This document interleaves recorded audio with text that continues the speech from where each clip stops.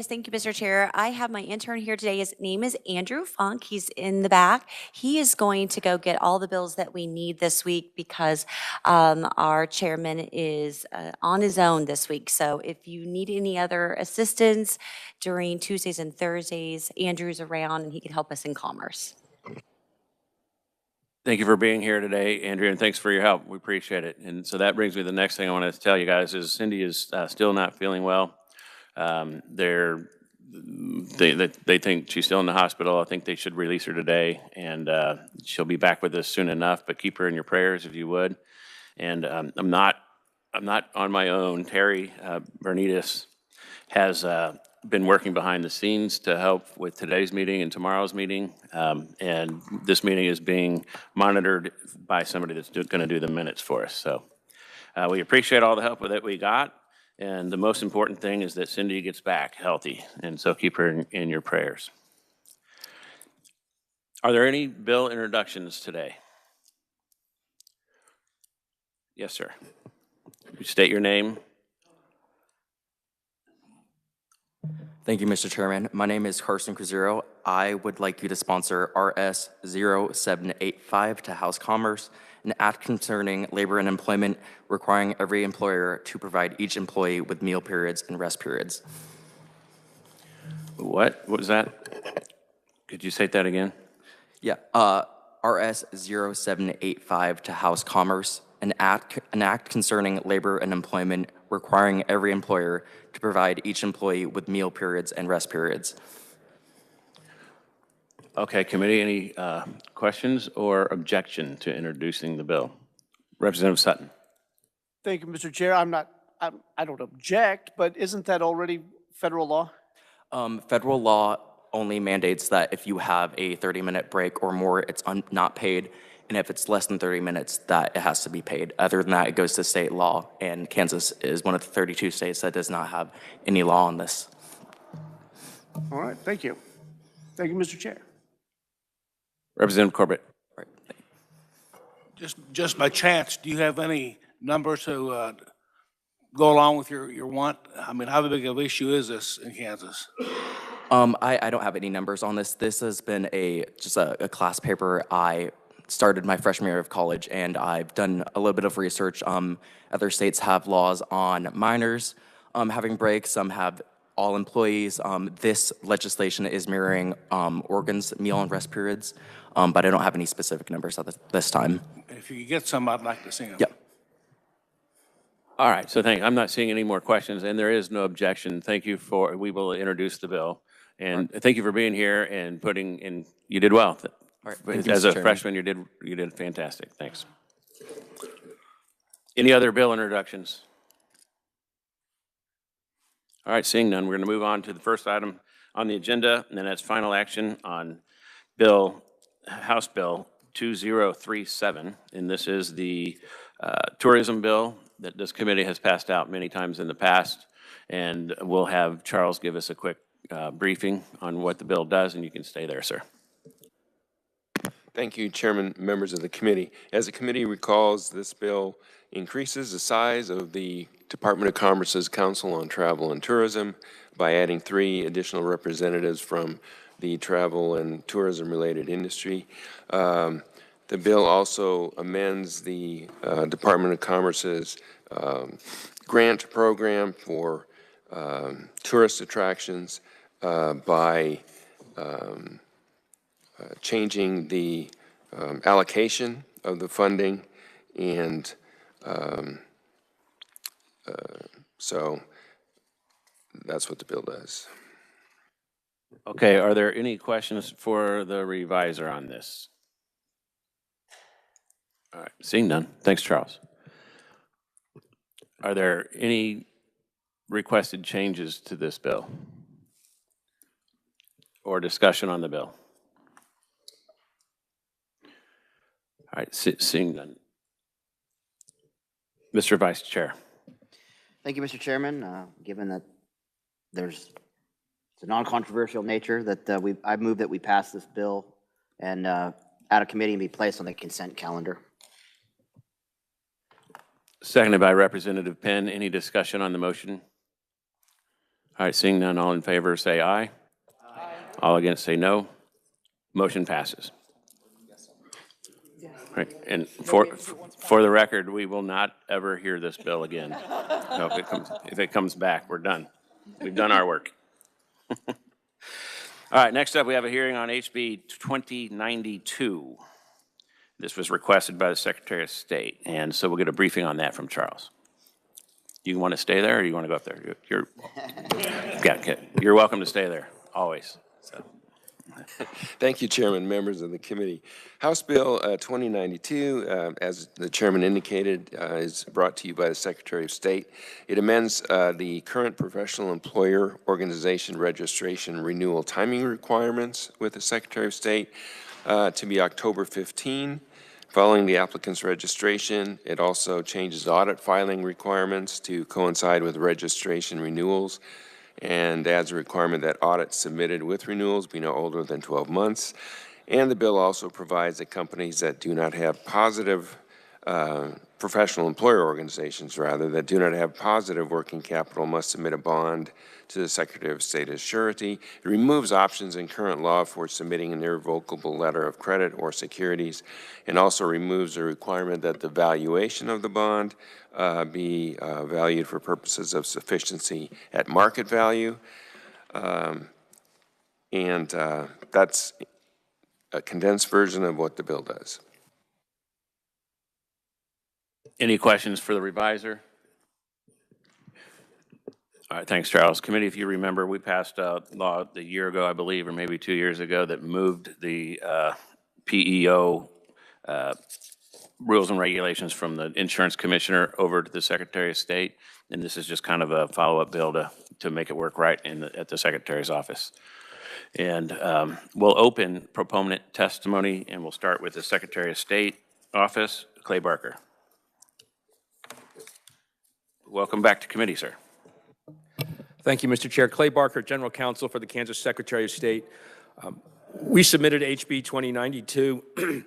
As the chair said, last year, the annual registration filings for professional employer organizations were moved from the insurance commissioner, where they had been since 2012, to the Secretary of State, because both the commissioner and the secretary felt it was a better fit for our organization.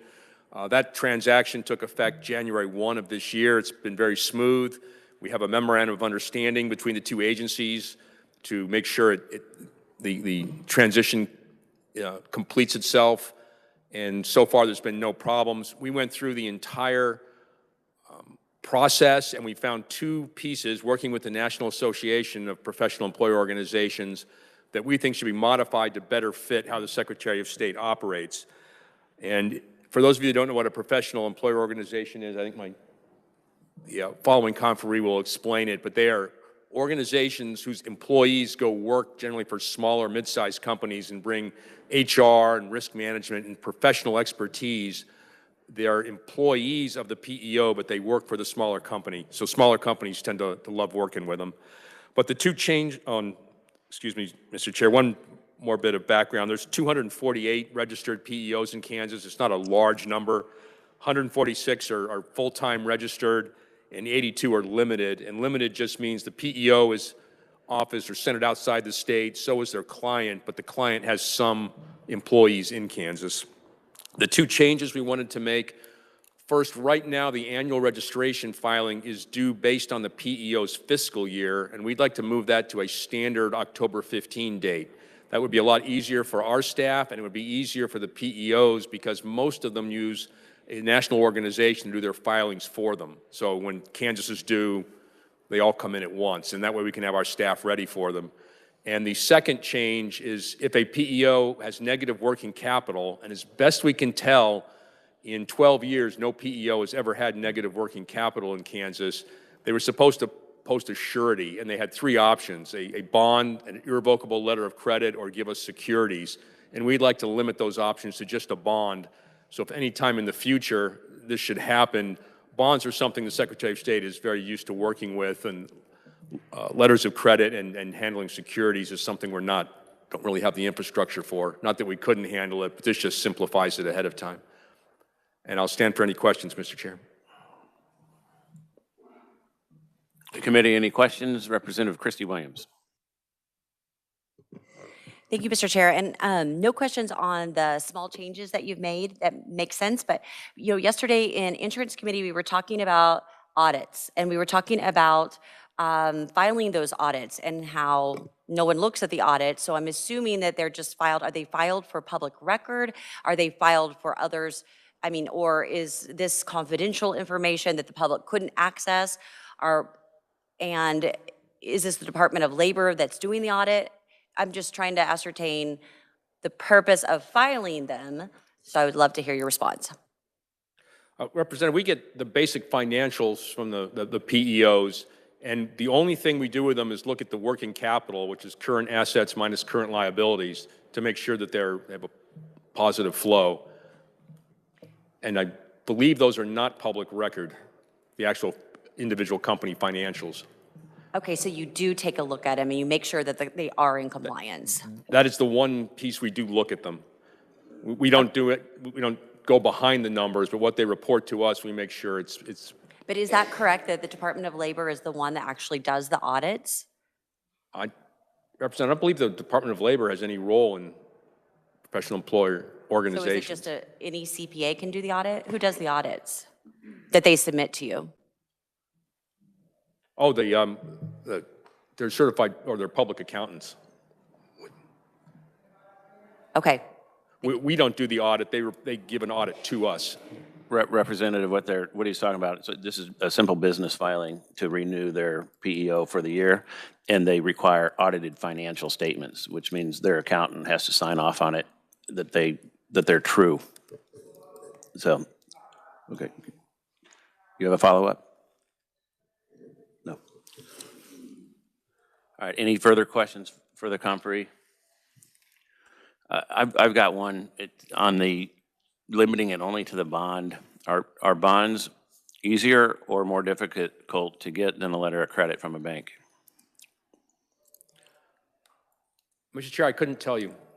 We're very familiar to working with bonds in the Secretary of State's office. That's what almost every other, I believe every statute we work with that requires some form of surety just says a bond. Okay. Which is why we're trying to limit the options a little bit. And we worked closely with the National Association on this, working through different ideas we had, and we limited it down to these two. Okay, so I'll ask her those questions when she comes up here. My point is I don't want to limit it to something that's hard to achieve, and so that if there is someone with a negative balance for some reason, that they end up having to go out of business because they can't get a bond, but they might have a good relationship with a bank that will give them a letter of credit. But we'll ask them what they feel about that. Mr. Chair. Any further questions? All right, seeing none. Thank you very much, sir. Thank you, Mr. Chair. Next up, we have Erica Brune.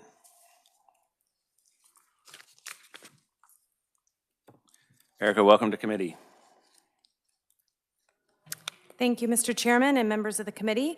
I appreciate the opportunity to testify today. I'm here in support of House Bill 2092 and ask for your support of the bill. My name is Erica Brune, and I am the CEO of Lever One PEO, headquartered in Overland Park, Kansas. I also serve as the Leadership Council Chair for the Heartlands region for the National Association of Professional Employer Organizations, or NAPIO. NAPIO is the national trade association that represents the professional employer organization, or PEO industry. By way of background, PEOs provide human resource services to small and mid-sized businesses, paying wages and taxes under the PEO's EIN, offering workers' compensation and risk management services, and providing compliance assistance with employment-related rules and regulations. PEOs have been operating for decades in Kansas. The bill before you today updates the Kansas PEO Act to reflect a set renewal date of October 15th for PEO licensing renewals and removes the irrevocable letter of credit or securities requirement for a PEO. NAPIO has worked closely with the Secretary of State's office on these proposed changes to the Kansas PEO Act, and we appreciate the Secretary of State's thoughtful consideration and collaboration with our industry on how their office can improve the registration and renewal processes for PEOs. Thank you again, Mr. Chairman and members of the committee, for allowing me to testify today in support of House Bill 2092. I'm happy to answer questions. All right, committee, any questions? Representative King. Yes, to follow up, thank you, Mr. Chair. To follow up on the question from the chair, it would be more difficult to get a bond than a letter of credit from a bank, wouldn't that? You'd have to go to a different firm to get a bond than your typical bank or your financial institution. That's correct. It's my understanding bonds serve as a form of insurance to cover the collateral if the PEO did not have sufficient working capital. PEOs are no stranger to obtaining bonds for multiple lines of insurance and other accreditations that we hold, specifically through the IRS. So we are not opposed to limiting it to requiring a bond if you didn't have positive working capital. So someone would have to go to a separate firm to be able to get that bond. Thank you, Mr. Chair. Any further questions for the conferee? Representative Wassinger. Thank you, Mr. Chair. Okay, are we talking about professional HR firms? I'm sorry? Are we talking about professional HR firms? Is this the new name for human resource organizations, like something that my son works for that now is a PEO? There are HR consulting firms that provide generic consulting, and then a PEO is a special designation where we co-employ with our clients the employment, the taxes, and the payroll. So they can be two separate types of businesses. PEOs are a specific designation. All right, so do PEOs, I'm sorry, could I ask? So do PEOs do recruiting for the business to help them with employees, or would that be the HR consultant? I believe both could provide recruiting consulting help. The PEO oversees the full employment cycle for those employees, so. Beginning to end?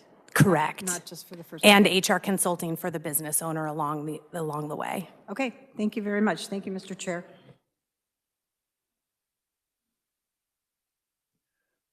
Any further questions for the conferee? Seeing none. Thank you. Thanks for being here. I'm not showing any other proponents for this bill. Is there anyone else that wishes to testify on the bill? Okay, we'll move to neutral. Is anyone strongly neutral on this bill? Seeing none. And anyone opposing this bill today? Seeing none. All right. Then we will go ahead and close the hearing on this on HB 2092.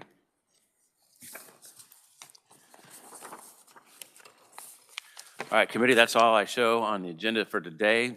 Reminder that we will be meeting in room 218 North tomorrow. The teachers have confiscated our room for tomorrow, and so we made a trade with that committee.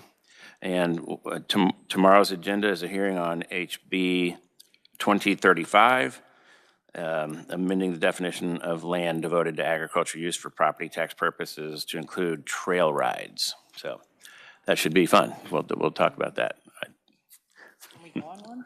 I think Mr. Ed's going to be here to testify. We're adjourned.